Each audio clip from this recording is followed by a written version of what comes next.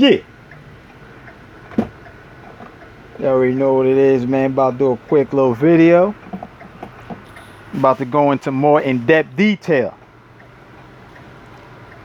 Because that's how you know somebody know what they talking about, man. When they could break it down. And make sense. Not talking about you just talking just to be talking. When you can break these things down. That's what separates the clones from somebody who actually know what they talking about, man. You know what I mean? But I'm gonna be talking about these planets, because now it's said that the sun is a planet and that the gods live on suns. Wow, that's amazing.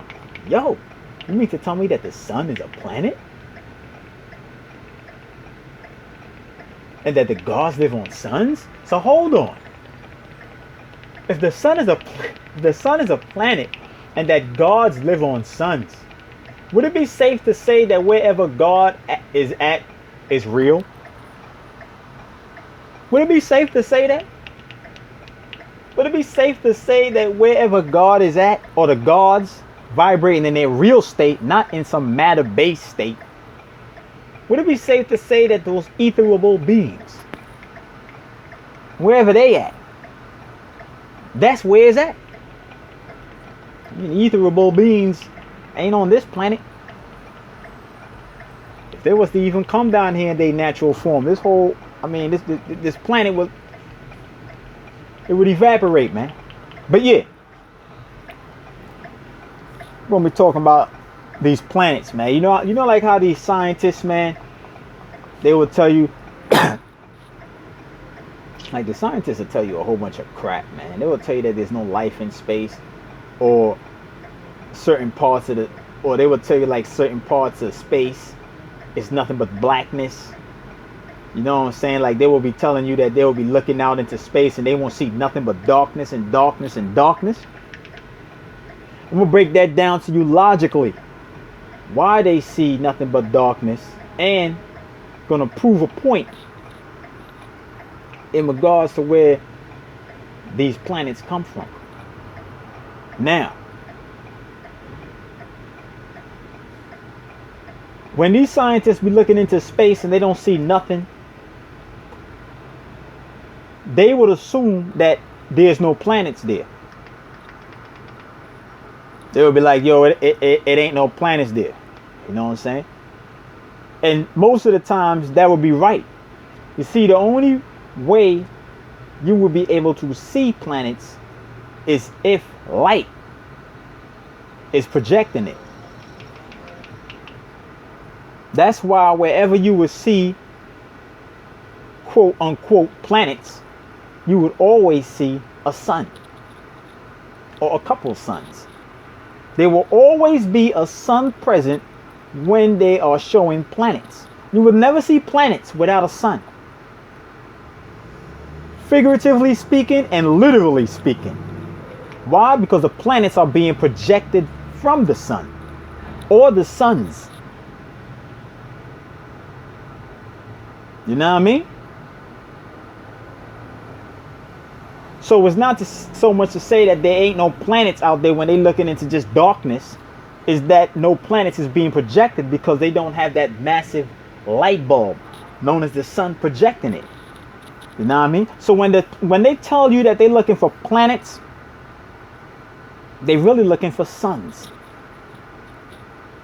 They're not looking for planets or the planets that you think that they're looking for.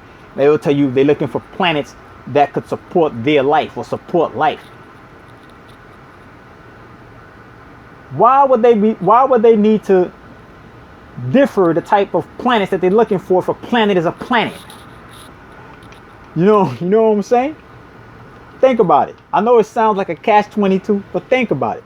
When these scientists say that they're looking for planets, they really mean that they're looking for suns that's vibrating on a certain frequency, that's projecting. You know, like your TVs vibrate on a certain frequency, the FCC rules, and it projects certain images.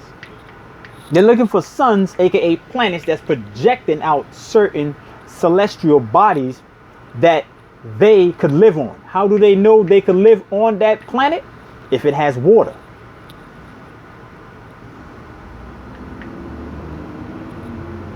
You know what I mean? Because water is a major tool to create vessels. They don't look for water to drink.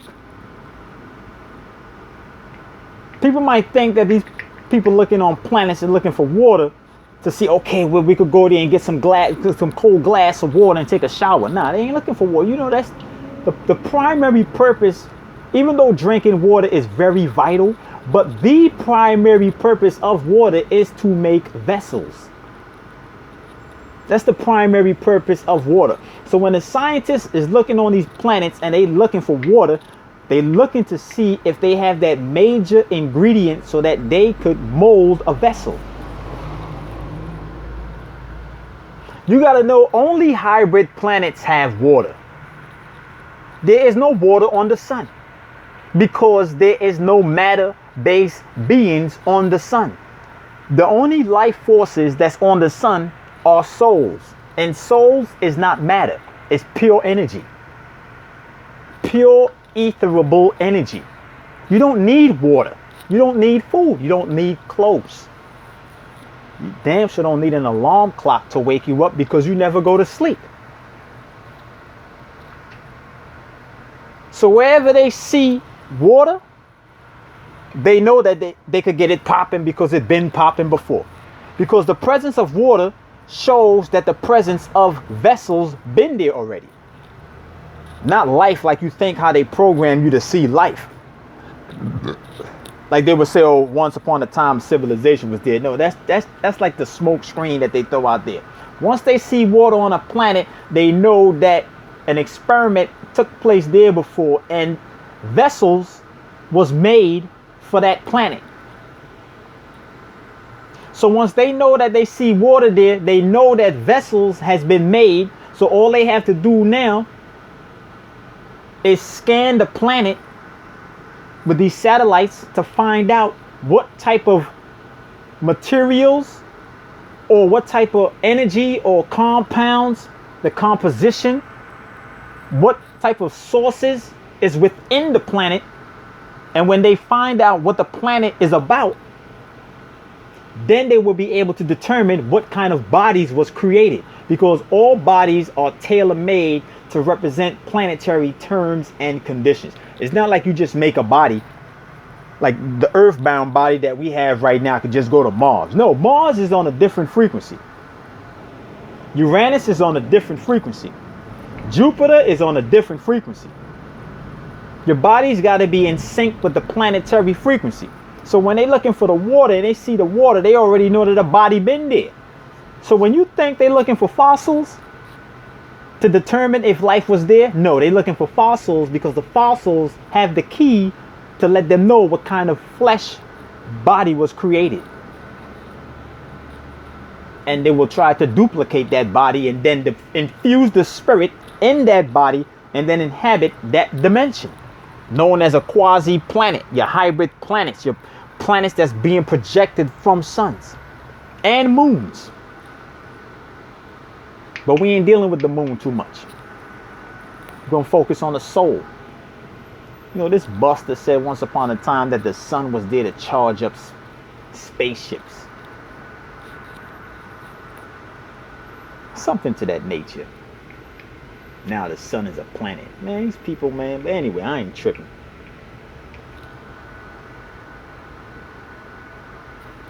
But yeah, so when these scientists look out there in space and they won't really see nothing, that's because there's no sun to project the light or to project the planets. Just imagine you walk into a dark ass room. I'm talking about a pitch black, midnight times 12, dark. You in there, you can't see a damn thing. Just imagine you being that scientist in sitting back on Earth looking into a telescope, high-powered telescope, and you looking. And you in that dark room, you be like, damn, it ain't nothing up in this mother dutter, man. But just imagine when you turn that light on, just imagine that light bulb being the sun, projecting all of the furniture, the carpet, the TVs, the table, the refrigerator, Everything is being projected from that light bulb. Just imagine that. That's how the sun works. That's why the series of light is constantly being streamed. As I stated before, if we had more suns in this dimension, or should I say if we had more suns concentrating light on Earth, we would be able to see more dimensions that exist within Earth. But based upon the frequency and position that we're at right now, we get a certain type of light that comes in that reveals certain things to us. You know, as I stated before, this planet is 3 times density of light. It's like sunlight 3 times dense. They might jump on that wagon and start saying that too. Because it ain't no third planet from the sun. They could say that. But it's really sunlight 3 times dense. First, second, and third dense. First would be the sunlight. Second dense would be the shadow. Third dense would be matter.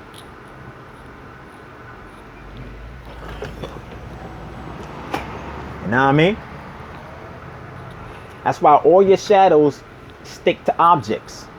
Because it's being magnetically attracted to it. Don't think it's just on the object just to be on object. Because if that's the case, why is it that you don't just see a shadow to be see a shadow unless you're seeing a damn spirit through your peripheral? You know what I mean? But yeah.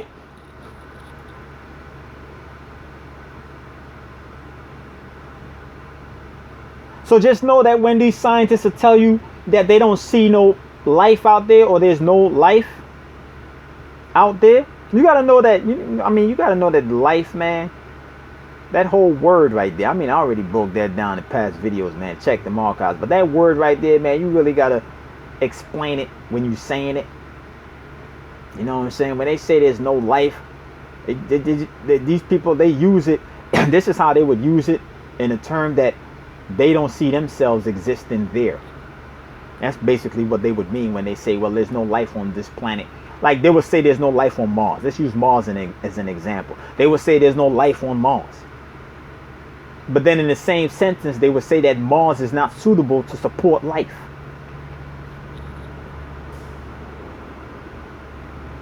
But how could you say that there's no life on Mars when Mars itself is alive? There's dirt on Mars, right? Okay, that dirt is alive. See, what they really mean is that the type of terms and conditions that exist on Mars differs from their biological makeup, because the human's biological makeup was specifically coded for Earth. Specifically coded for Earth. As I told y'all before in past videos, they are sigilly sealed to the planet. Sigilly. Them going outside the atmosphere, or building a space station up in space, and so-called living up in space, that doesn't mean that they left the planet.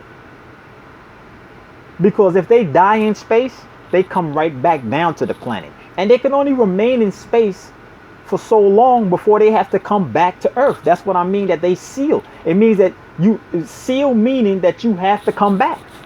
No matter how far you travel, or you think you're traveling, you have to come back. That's what I mean when I say that they sigilly seal, meaning that the energy is locked to this planet. That's what they was talking about when they say the beast will be chained for 1,000 years. There ain't no 1,000 years. It's inevitable, man. They're chained here indefinitely. They're always going to be chained here because they sigilly seal. And the chain, you got to know that a chain symbolizes a DNA helix.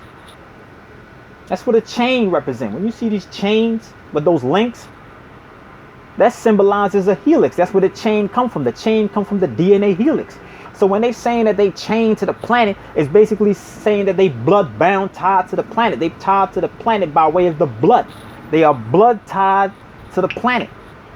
Their blood is locked cold into the planet. The codes of their blood, the harmonic codes that come from their blood, are locked into the planet frequency. They cannot leave. You know what I mean? Straight up. So when they looking for planet, when they say they're looking for what is it? They say they're looking for planets. They're looking for suns. And when they find suns, they scan the sun's frequencies, because they know based upon the sun frequency, they would be able to determine what kind of planets exist within that sun system, or to speak the language so people can understand, the solar system. But I already broke down what a solar system is. But based upon them scanning the sun and reading the frequencies that's coming from the sun, they will be able to determine what type of planets is being projected from the sun. So then they would look on the planets now and see if there's water, only for biological body molding purposes. They use the water is used to create the bodies that the flesh, not the flesh, the spirit is housed in. That's the only reason that's the real vitalness of water. Don't get me wrong, you need to drink your water and all that. But the real vitalness behind water is that it is a main instrument that is used to create human bodies, or bodies period. Is meant to create bodies. That's why water is very vital, because it's meant to create bodies. But you just gotta know how to read in between the lines with these fake scientists, man. Always lying to the people. You know what I mean? But yeah,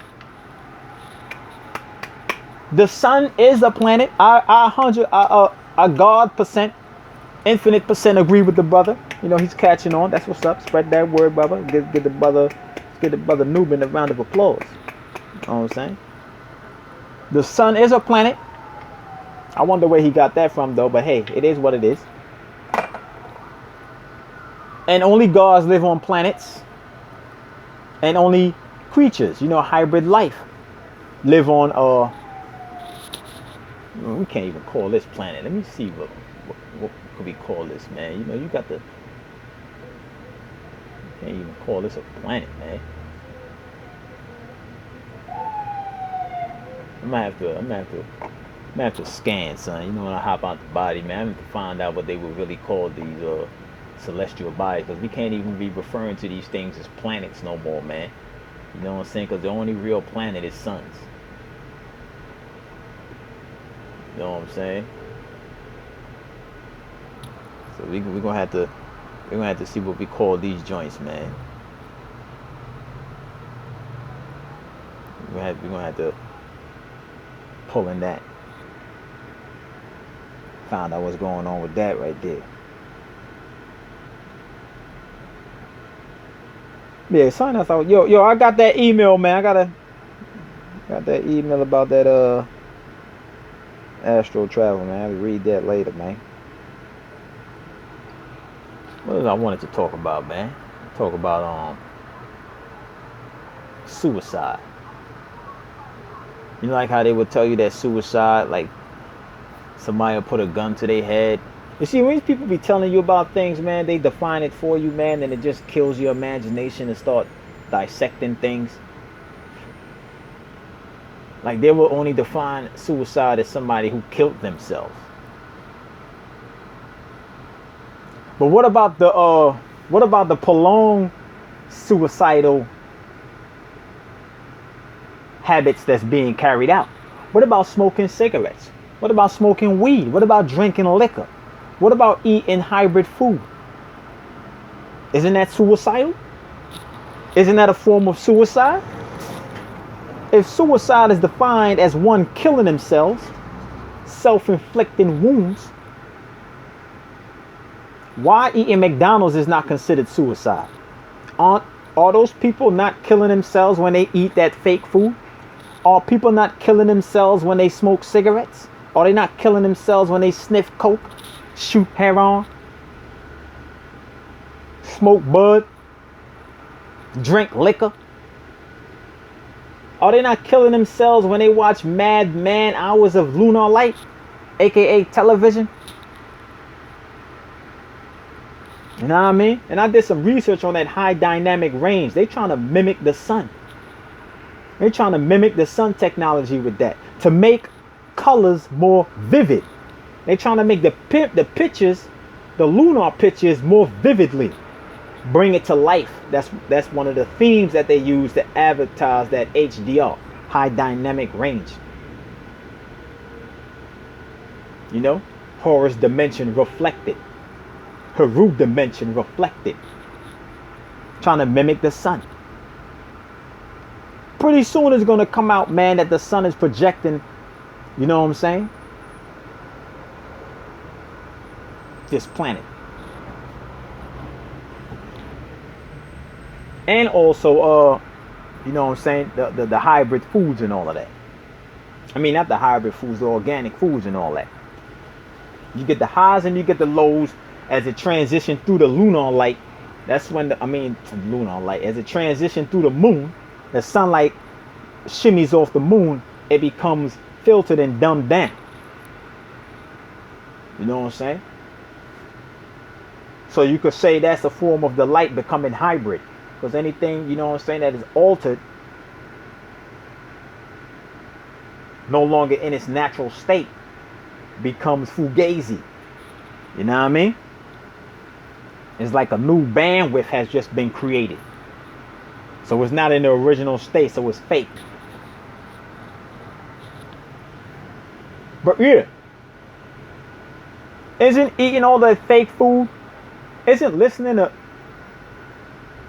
these low frequency music suicidal? You know what I mean?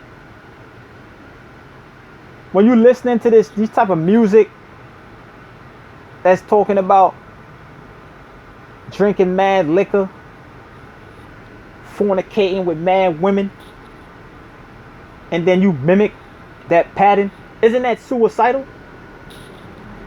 Yo, man, there's many different ways, man, you could identify somebody that's on a kamikaze quest. Suicidal, aka kamikaze quest. There's a bunch of people that's on a kamikaze quest and they don't even have the light within them to raise up out of the realm of feeling. But they know who they are, though, man. But yeah, man, it is what it is, man. That's all I want to say, man. You know, yo, man, y'all got the power too, man. Don't just think that. I'm talking to the soul race, the etherable beings. Y'all got the power, man. Turn it on. Turn the power on. You know what I mean? Go to the sun. As I stated before, past videos, sun gaze. Get your sun gaze on. Gaze at the sun. Gaze at the sun. You ask questions, you gaze at the sun, and you will get the answer. Gaze at it. You are the light body being. You're not the flesh body being. We never was and never will be flesh body beings. We are the light that's inside of the flesh. Flesh doesn't move by itself. Flesh is governed by light, which is energy, whether it's a soul or a spirit. You have to have an internal energy force to move anything. And that is a fact. You have to have some type of internal energy force within anybody for it to move. There is never going to be a substance that is going to move independently. It's going to have some type of energy force moving it. So therefore we are not the flesh, because we are moving the flesh. So we are the energy that's inside of the flesh. And you got to know that energy is not something that needs room or space. That's why most people probably won't understand when I be saying that you the spirit or the soul inside of the body. Most people might not understand that, because they be like, man, what do you? I don't get it, because they probably looking at it from an occupancy state of mind that, well, we need space to be inside the body. No, you do not. Energy does not need space. Energy could fuse itself with matter. You don't need no room. Energy doesn't need room. Like, say you're walking in a crowd and people is in your way. You would need those people to move out of your way so that you could continue moving forward. Energy don't need people to move out of the way. Energy could go through, or it could fuse. It could fuse itself with that person by attaching itself to that person, or it could move through that person. Energy doesn't need space, man. So that's why most people might get it confused when I be talking about you, the soul or the spirit inside the body. You are the soul or the spirit inside of the body. You are moving your body by way. Basically, you got to see it like this. When you see like how wherever you at right now, whatever you looking at, that's not the body looking at it. That's you looking at it. The body is just being used as an instrument to filter this matter dimension. Because if you was to come out your body, you would still be in this dimension, but things wouldn't look like how it look now. It wouldn't look like how it look now. Because the body was made, I'm just using that term to speak the language right now. The body was made to translate matter, tangible objects. It was made for that.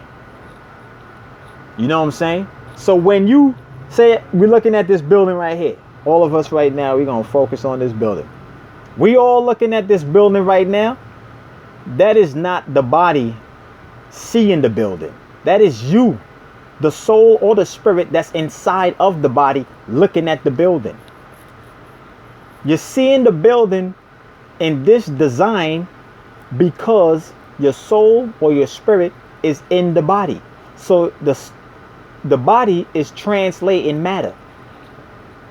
But if your soul or your spirit was to come out the body now, and you was to look at this same building, you would see the building how the soul or the spirit is meant to see it.